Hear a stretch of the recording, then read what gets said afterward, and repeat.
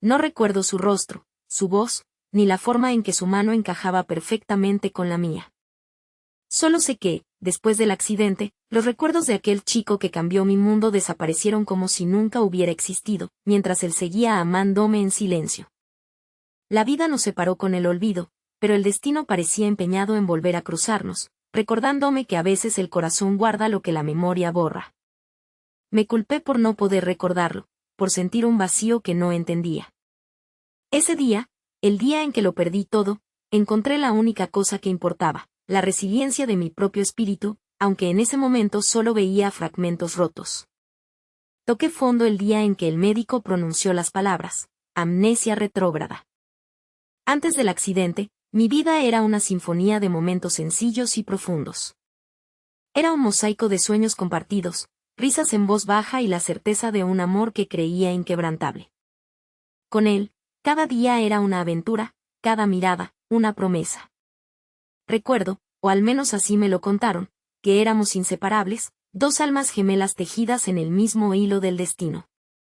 Me veía a mí misma como una persona llena de vida, optimista, con un futuro brillante dibujado con los colores de nuestros planes.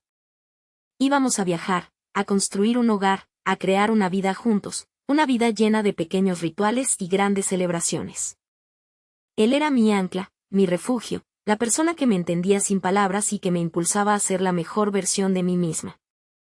Su nombre, según me decían, era Daniel. Un nombre que ahora sonaba hueco, vacío de cualquier resonancia emocional para mí. Mis padres me mostraban fotos, hablaban de anécdotas, intentaban pintar un retrato de lo que habíamos sido, pero todo se sentía ajeno, como la historia de otra persona, una historia que yo observaba desde la barrera de mi propia mente. En esas fotos, su sonrisa era genuina, la mía radiante. Nuestros ojos se encontraban con una complicidad que ahora solo podía imaginar. Era una felicidad palpable, casi dolorosa de contemplar, porque sabía que pertenecía a un pasado al que no podía volver. La amnesia no era solo la pérdida de recuerdos, era la pérdida de una parte de mi identidad, de mi historia, de la persona que yo era antes de que todo se desvaneciera. El día del accidente, una lluvia torrencial caía sobre la ciudad. Íbamos en su coche, o al menos eso me dijeron. Un impacto, un crujido de metal, y luego la oscuridad. Cuando desperté, la luz del hospital era cegadora y el dolor, insoportable. Pero el dolor físico era solo el preámbulo de una herida mucho más profunda. Los rostros de mis padres eran un mar de alivio y preocupación. Pregunté por Daniel, o eso me dijeron que hice, pero la imagen que intentaba evocar no aparecía. Mi mente era un lienzo en blanco en lo que a él respectaba. Las palabras del médico fueron un eco distante, impacto severo, amnesia retrógrada. Es posible que no recupere todos los recuerdos, especialmente los más recientes. La noticia cayó sobre mis padres como una losa. Para mí, fue una confusión nebulosa. ¿Quién era Daniel? ¿Por qué todos hablaban de él con tanta reverencia y tristeza? Me mostraron su foto. Un chico de ojos amables y sonrisa cálida. Sentí un atisbo de algo, una punzada en el pecho, pero no era reconocimiento. Era la extraña sensación de que una parte vital de mí estaba ausente. La herida era doble, el trauma físico y la inexplicable ausencia de una historia personal crucial. Era como si me hubieran arrancado un capítulo entero de mi libro vital, un capítulo que todos los demás conocían y atesoraban. La gente venía a visitarme, hablaban de su gran amor, de lo mucho que te quería. Yo asentía, sonreía forzadamente, pero por dentro, me sentía como una impostora, una actriz en una obra que no entendía. Él, me dijeron, estuvo allí cada día, cada hora, esperando. Pero cuando me veía, no había chispa, no había recuerdo en mis ojos. Solo un amable desconocido que me miraba con una tristeza tan profunda que me partía el alma, aunque no supiera por qué. Salí del hospital con un cuerpo remendado y una mente agujereada. El mundo exterior me abrumaba. Cada calle, cada café, cada melodía que la gente decía que amaba, se sentía extraña. Mis amigos hablaban de él con una familiaridad que a mí me resultaba alienante. Daniel siempre te traía un café por las mañanas, Daniel y tú siempre reían con esa película. Eran ecos de una vida que no recordaba haber vivido. El peso del antes era una sombra constante. Daniel me visitaba, me miraba con esos ojos tristes que intentaban sonreír. Hablaba de nuestro pasado con una ternura que me conmovía, pero no me activaba nada. Era como escuchar una historia hermosa, pero no ser la protagonista. Me sentía vacía, culpable. ¿Cómo podía haber olvidado a alguien tan importante? ¿Era yo una mala persona por no sentir el amor que todos decían que sentía por él? Las noches eran lo peor. La soledad, el silencio, el insomnio. Me quedaba mirando el techo, tratando de forzar un recuerdo, una imagen, cualquier cosa. Pero mi mente se mantenía obstinadamente en blanco, un muro impenetrable entre mi presente y su pasado. Las lágrimas llegaban sin previo aviso, una tristeza profunda que no entendía, pero que sentía en cada fibra de mi ser. El dolor de no recordar era más agudo que cualquier dolor físico. Había perdido no solo un amor, sino una parte fundamental de mí misma.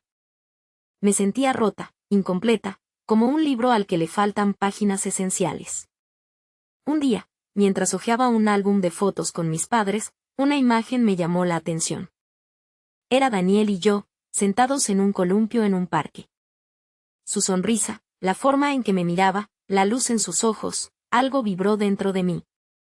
No fue un recuerdo, no fue una epifanía, sino una punzada, un eco lejano. Mi madre, al ver mi mirada perdida en la foto, me dijo con voz suave: siempre te decía que el amor es como un árbol, cariño. Necesita tiempo para echar raíces, pero una vez que lo hace, sus ramas se extienden y sus raíces se profundizan, y aunque caigan las hojas en invierno, el tronco sigue ahí, fuerte, esperando la primavera. Esas palabras, tan sencillas y profundas, fueron como una pequeña chispa en la oscuridad de mi desesperación. No se trataba de forzar los recuerdos, sino de permitir que algo nuevo creciera. No se trataba de lo que había perdido, sino de lo que aún podía construir. No era una solución mágica, pero fue el primer indicio de que había algo más allá del vacío, una posibilidad de reconstrucción, no solo de mis recuerdos, sino de mí misma. La idea de que el amor no era solo memoria, sino también una conexión profunda que podía trascender el olvido, me dio un pequeño respiro. Un rayo de luz. Decidí que no podía seguir siendo un fantasma de mi pasado. Empecé a ir a terapia, a explorar técnicas para estimular mi memoria, pero, sobre todo, a entender que mi valía no dependía de recordar a Daniel, sino de sanarme a mí misma. Comencé a hacer pequeñas cosas: pintar, escribir, salir a caminar. Cosas que la gente decía que disfrutaba antes. En cada actividad, buscaba un eco, un sentimiento familiar. No siempre lo encontraba, pero cada pequeño descubrimiento, cada nueva sonrisa, era una victoria. Volví a visitar los lugares que Daniel y yo frecuentábamos. El parque con el columpio, la cafetería, la librería. No esperaba que los recuerdos volvieran de golpe, sino que quería sentir la atmósfera, la energía de esos lugares. En una ocasión, Daniel me acompañó a la cafetería. Mientras tomábamos café, me habló de nuestros sueños, de nuestras conversaciones. Lo escuchaba con una atención renovada, no como si me contara la historia de otra persona, sino como si me contara una posibilidad. Él nunca me presionó, nunca me exigió que recordara. Solo estuvo ahí, paciente, amable, con esa tristeza en sus ojos que se mezclaba con una esperanza inquebrantable. Aprendí a apreciar su compañía, a disfrutar de su presencia, aunque la memoria seguía siendo un velo. Poco a poco, mi risa se volvió más genuina, mis ojos menos nublados.